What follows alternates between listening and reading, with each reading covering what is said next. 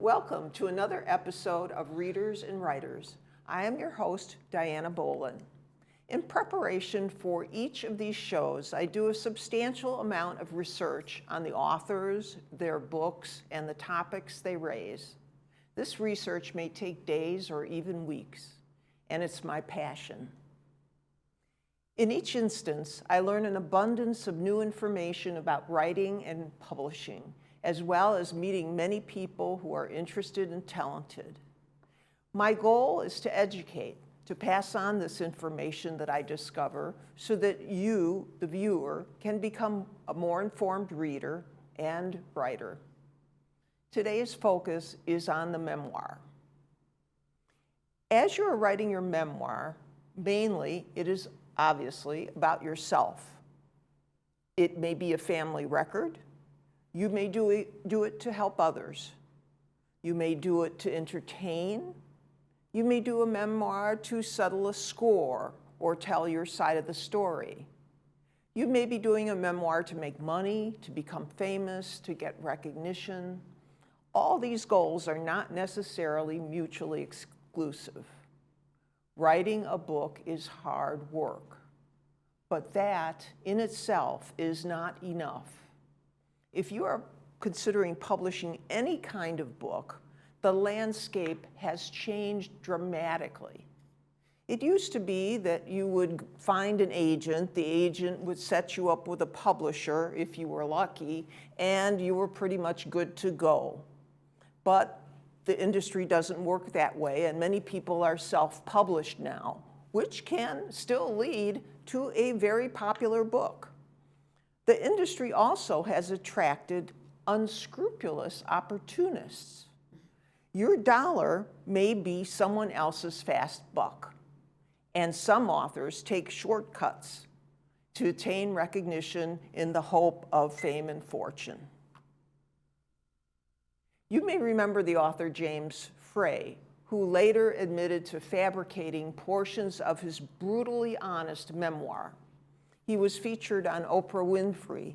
Many parts of his memoir were simply untrue. Frey's publisher admitted that she had done nothing to check the book's veracity.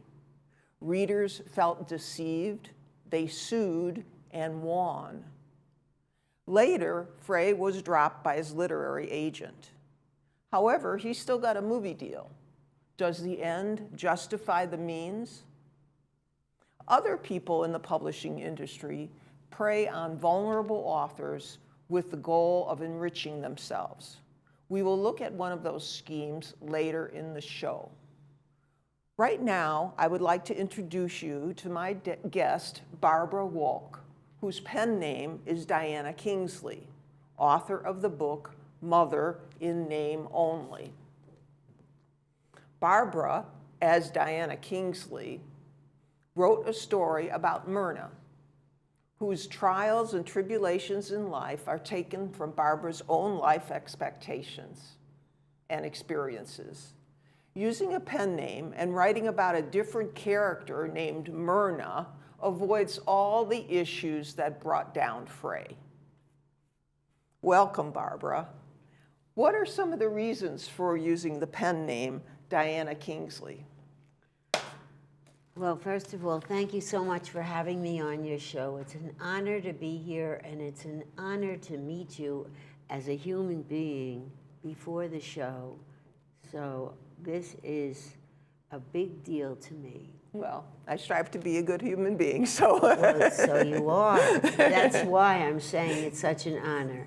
It's quite rare to meet good-hearted people all the time. Yes. So this is an exceptional event in my life. Thank you again. All right. And your question was? Your question is, so what were your reasons for using a pen name, Dianna Kingsley? Okay. At the time I wrote the book and published it in 2021, October 18th to be exact, I had a long, long discussion with my publisher. I could not publish the book under my real name, or I felt that, well, number one, until 2021, because I had been married to an attorney from Cornell and Cornell Law School whose only strength was being able to sue. Ooh. That was his entire mental focus. So I was not able to publish my book until he left this earth. But even so, I was so intimidated by the possibility of somebody else in the book suing me that from the inception of which I started to write, I changed the names and I changed all the geographics. And of course, I changed my name. Yes, yes. So now the publisher said to me, well, let's see, you're Jewish, so you should have a Jewish name. I said, but I'm sorry, I'm naming myself after Princess Diana. Oh, there you go. So my first name is Diana. And she said, well, what's the last name? I was sitting at my computer in the towers in my rented, furnished studio at the window next to the refrigerator, and I looked up into the sky, as I always do, to my higher power, and believe it or not, from this cloud, it was like a Hollywood show. The letters came out,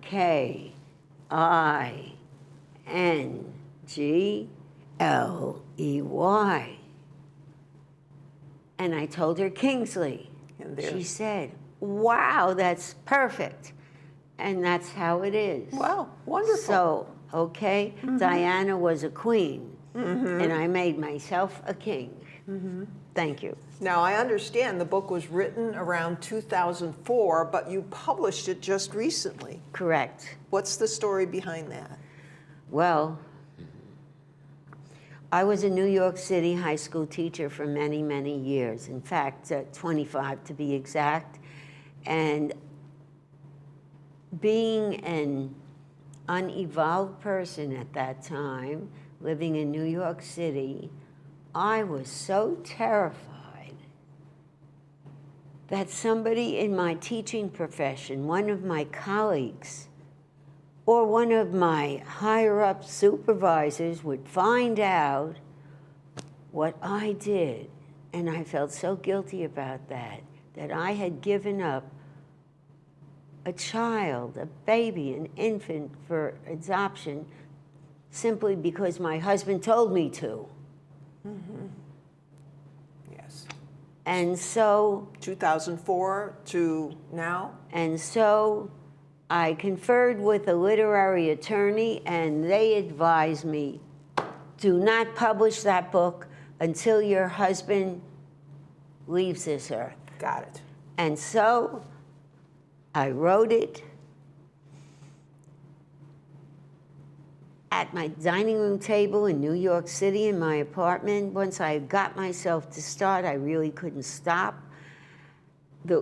As I was writing it, I remember crying. Tears were on the paper. It was hard. Very painful. However, I wrote it. Of course, let me just add in, after writing the prologue, I couldn't get started. I just was stuck. Well, we'll get to that some more. Okay, So let's but in look answer at, to your question one more time. okay. What was So about the National League of American Penwomen. Yes. Now that played a role in you eventually getting published. Well, I don't think it played a role in getting published, but it played a big role in support, where I was able to get to know lots of other women who were writing books and getting them published, and were big deals because I had a book. And I was not able to join the organization because this organization is for female authors, artists, and musicians only. Oh. They're national. They have a brownstone building in Washington, D.C. They have clubs in every single state, all over the United States, and the requirements for membership are stiff. If you're an author, you have to have had a published book not just that it be published, that it be accepted by the board of directors as one that they want in their club. I Same see. thing goes with artists. Just because you make a painting, no. It has to be approved by the board of directors. And then you can apply to become a member. So see. for many, many years, I was a sponsor. I went to the monthly luncheons. I got to know all the women, and they were such a varied group of people, and so many loving, kind people, too. And so you got to know Penelope, right? Actually, at one of the early meetings, not a meeting, a luncheon, mind you, at the Del Rey Golf Club, Penelope Love was working for a office that edited and published books in Boca Raton, and she was a keynote speaker of the day. When I saw her, when I spoke to her after the luncheon, I knew she was the one who would be publishing my book if I ever got there. And I waited and waited and waited and waited until my ex-husband passed away so I could publish it. And she was the one. And you worked with Citrine Publishers, correct? Correct. However, I knew several women in my regional organization of Boca who had used her and published their books. So I had accolades, and I had her reputation, what kind of person she is, if she delivers, her prices are fair, and how she is as a human being. Yes, so it was her being a good human being, and also she had like I imagine a price list of what it would cost to do this and that, like design the cover or edit the book? Oh, no, not edit the book. No. I had an editor in New York who was a major ripoff. Oh. I'm just going to share this with you because it's Sure, true. please. Our audience Oh needs to my goodness. Well, I knew another girl who wrote a book, and she heard about this guy who was the very first person in this major publishing firm to incorporate novels that were about gay people. And he was the best. So off I trotted to the West Side, and I gave him my manuscript, and I told him, how much is it to edit it? And he gave me a price that was like awesome. Awesome good or awesome bad? Awesome bad. At least $10,000. And he needed to be paid in advance. Ooh. And so I did. And a couple months later, when he said I could come pick it up, I trotted over to the West Side from the East Side, where I lived, and he handed me my manuscript, and he said, I wouldn't change a word. Oh my goodness. Is that good news or bad? Certainly you lost $10,000. I lost $10,000. Yes, Because he wouldn't change a word. The only thing he offered was to call it a Cubist novel, because before publishing, I cut out the other half anyway, where I'd written a description of each character separately. And because it was prohibitive in price for me, I cut that part out. So originally I called it a Cubist novel. The published version doesn't have that. It just simply has the title, which was what my mother used to say to me. Mother in name That's only. how I got the title. It's a Yes. wonderful legacy. So getting back to the publishing process. Yes, ma'am. So you paid to have the book, a print run is what they call it. You paid to have the book printed. And With Penelope, yes. Yes, with Penelope. And what kinds of things did Penelope do for you? Well, she didn't edit the book, okay? So that was my first editor, by the way, in answer to your question. I had a second editor. Well, the truth is, I hired her to help me write the last chapter. And to edit the book. But I ran across a similar thing. It's good for Buyer people to know. beware. Just because you hire an editor and she could edit, has edited, and will be happy to edit, you get a description of exactly what she's going to do in writing. All of this one-page casual agreements don't work in court, and you will lose your money unless you get it in writing exactly what they're going to do. Because what she said she was going to do and what she did are two different things, and I don't care if she hears this because she heard it from me. Well, you haven't named her, so Right, I you don't haven't have to worry. named her. But she knows who she is. You got it. Yes.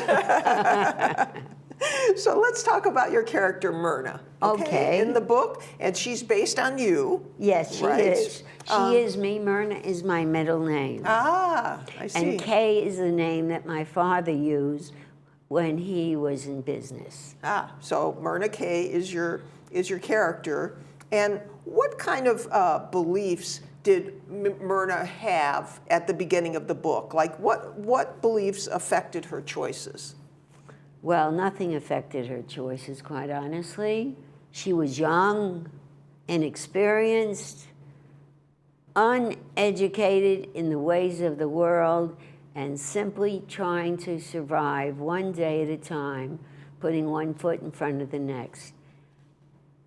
She didn't know any better. She was living alone in Queens. Her parents were divorced, so she was living with her sister and her father, and the sister was away at the University of Wisconsin, and the father was on the road as a traveling salesman. So she was living all alone in Queens and traveling on the train to the city where she was getting her master's degree at NYU. Alone and lonely. So she was frightened and insecure. Totally insecure. Yes. Oh my God, she Yes. had nobody Yes. but herself. And then? And then I was fixed up on a blind date by a lovely friend of mine named Katie. And he went to Cornell and Cornell Law. He was in a clique of the most important lawyers. He had a law partner whose family owned many apartment buildings in New York City with a big management company. And he told me he was falling in love with me. And I thought it was very premature. He told me he wanted to go steady. And I said, no way. People don't really know each other, or themselves really, until they're 30 years old. And I'm only 23, so I can't agree to going steady. And so he said to me, well, when you change your mind, you can always call. And so we split up, and then my father went to the Concord for a weekend, and he came home, he says, guess who I saw at the Concord? And that was him. And all of a sudden I felt insecure, and maybe somebody else would grab him. So I called him up and I said, okay, we'll go steady. Fine. So And eventually you married him. I did, and he was the first person to ask. And so in the beginning of the book versus the end, what did Myrna expect from men? Men. Well, my mother brought me up to believe that you're going to grow up and then you're going to get married and live happily ever after.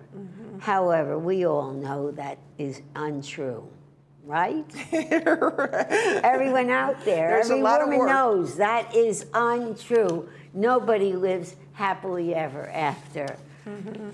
So that was what I knew at the beginning, or at least I believed. And by the end of the book, I was married twice, divorced twice. I've been single now since 1986, very happily, and I know that unless you're extraordinarily lucky, that your first strike might have been a boyfriend from high school or college, and it was lucky that you married a good guy. I know that there are so many challenges that it's highly likely that you're not going to mesh completely, and that marriage may very well, like many of you know, wind up in divorce. Mm-hmm. And then though you still believe in love, and you still want that ultimate ecstasy of living happily ever after, so you try it again. Yes. Well, the most powerful and coherent part of your book for me was the second rape by Alex. Yes, ma'am. How was it to write such deeply personal details? Totally challenging and totally painful and totally depressing.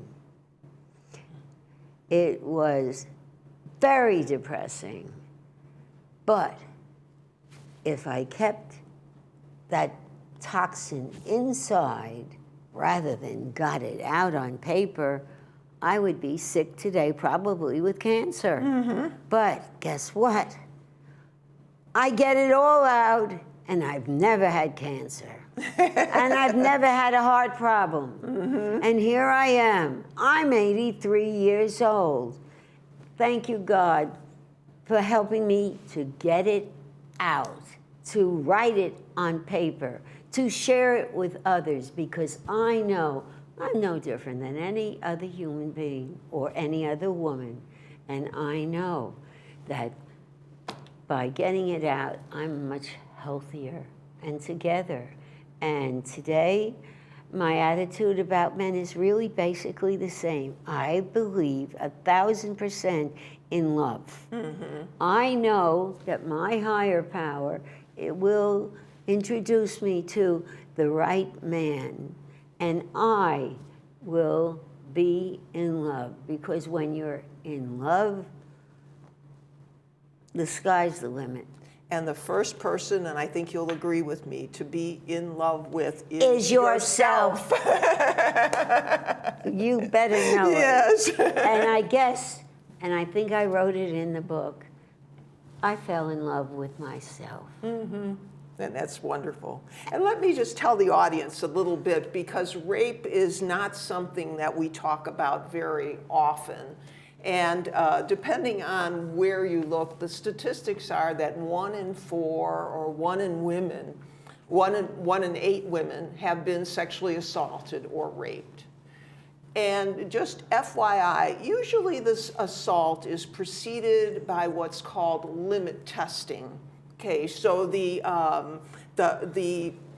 potential assaulter will test to see how pliable the woman is. And if he can continue to push her until he has her in a compromising position.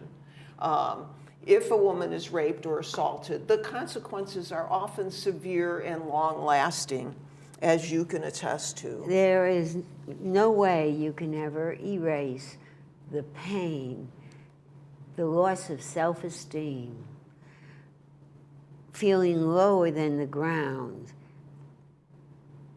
Doesn't even begin to describe the great loss in your life. Mm-hmm.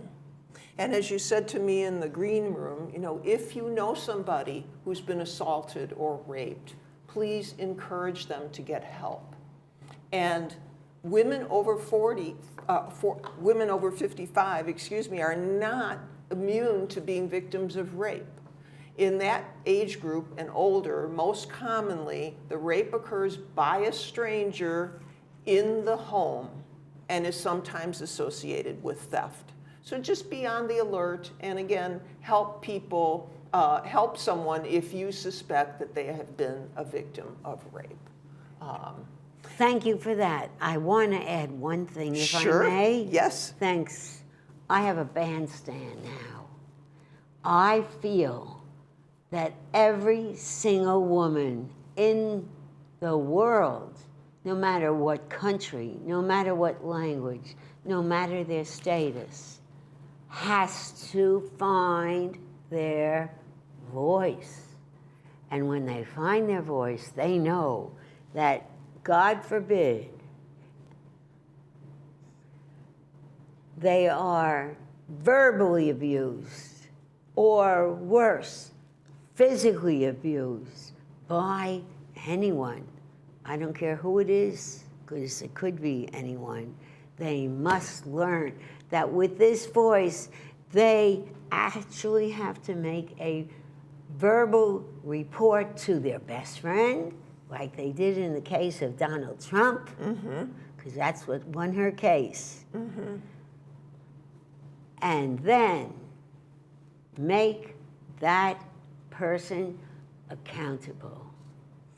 Thank you, ladies. Yes. Be on your guard. Be on your toes. Just make sure you tell someone, because if you don't tell someone, you don't have evidence and you have no case, nothing. No one will believe you. It's been going on for generations and That's generations. right. And circling back, because in the beginning of the show, I spoke about schemes and authors being victims of certain schemes in the industry. And one of the schemes that's going on now is awards. So you can, as an author, apply for an award at many different organizations. Now, I have a list that's going to be posted on the website of the Publishing Club, and I'm also going to give a copy to Barbara, because some awards are simply an industry to make money for the organization. So just for example, I looked into an organization that gave awards in 112 different categories, okay? Within each category, let's just assume that 10 people applied with their manuscripts. That their submission fee was $79. That's almost $90,000 per year in income simply from people applying to get their book considered for an award. And in this particular organization, there are no cash prizes, and the judges are unidentified, and so is the qualifications. Sometimes these organizations even charge extra, excuse me, for certificates or merchandise. You may even forfeit your rights to have your work as your own. Essentially, if there are too many awards being given by an organization, then think of it as Halloween candy. It doesn't mean much.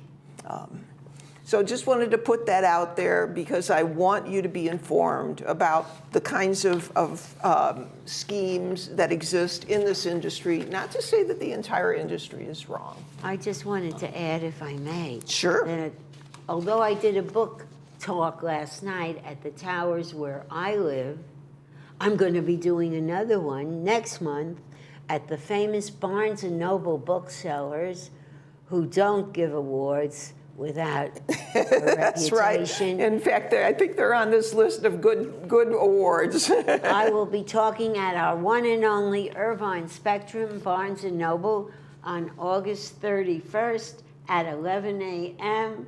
in the morning. It's a Thursday, August 21st. I hope all of you will come out and show your support. Look at my book, look at other books, or just look ahead. Okay? And thank you for your viewership. Remember to watch this show Monday mornings at 10:30 a.m. and Thursdays at 4:30 p.m. weekly. If you would like to be on the show, reach out to the Publishing Club or email me at readersandwriterstv6@gmail.com. Have a wonderful day.